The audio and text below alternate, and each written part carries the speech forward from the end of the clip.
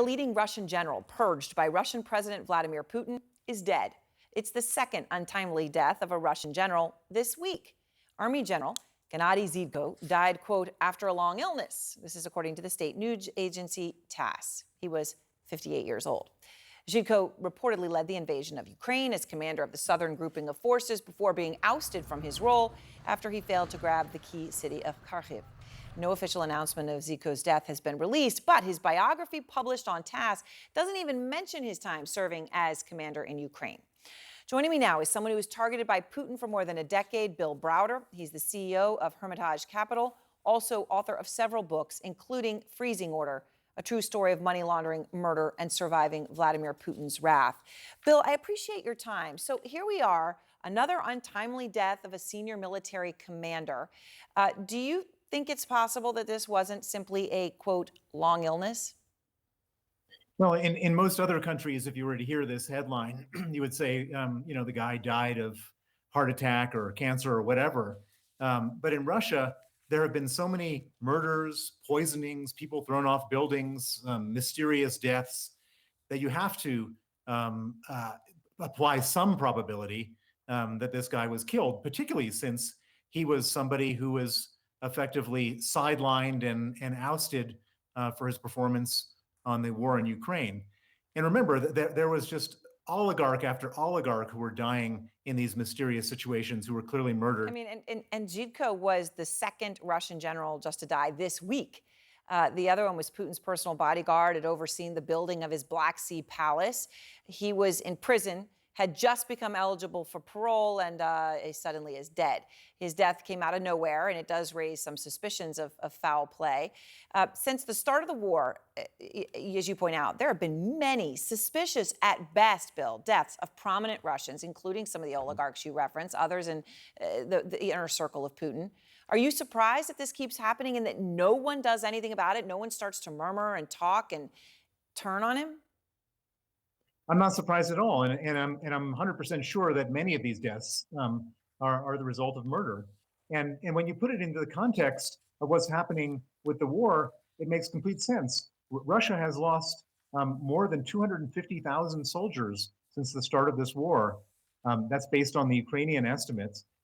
That would be 17 times more people killed in this war in Ukraine in 533 days than were killed over 10 years in the Soviet invasion of Afghanistan. Life has no meaning in Putin's Russia. Death and murder are par for the course. It's part of their life, part of their culture, and an everyday occurrence in Russia.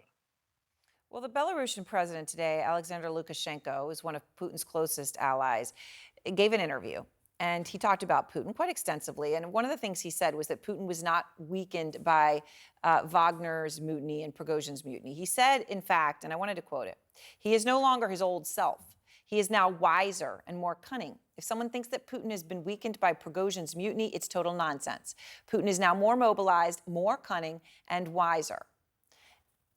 Bill, I mean, obviously, Lukashenko is going to say what Putin wants to hear. But is Putin more cunning, more mobilized post-Prigozhin? So Lukashenko is like Putin's assistant. He's going to say anything he can possibly say to butter up his boss.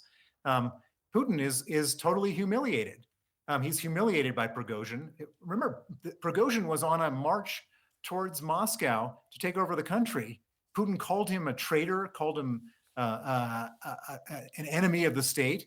And then a week later, Prigozhin's having tea at the Kremlin with Putin. And a week after that, he's welcoming African dictators at the Russia-Africa summit.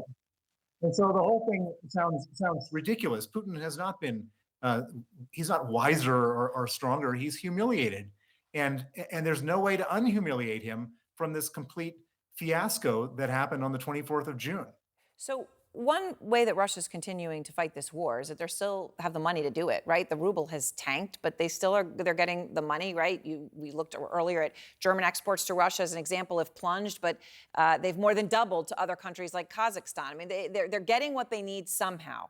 And a new investigative report about Switzerland says that Russia is funneling a lot of money through there right now. Bill, we know Putin's long-term girlfriend and their children took refuge there at one point, along with many oligarchs and others in Putin's inner circle. How instrumental is Switzerland to Putin right now? Well, Switzerland is really a terrible place as far as the Western alliance is concerned. We've all put sanctions on Russia. We've frozen Russian assets. We've gone after oligarchs. We've done everything we possibly can to starve Putin of his financial resources. Switzerland pretends to play along, but in fact, what Switzerland is doing is continuing to allow Russia to keep all their dirty money there. Out of the 200 billion of Russian money that's in Switzerland, only 7.8 billion has been frozen. More than 95% of it's still there and available to the Russians. And so Switzerland really has to, kind of get serious about this. Otherwise, it's a major sort of loophole in the whole sanctions program where we're trying to starve Putin of his financial resources. All right. Well, Bill, thank you very much. I appreciate it. Thank you.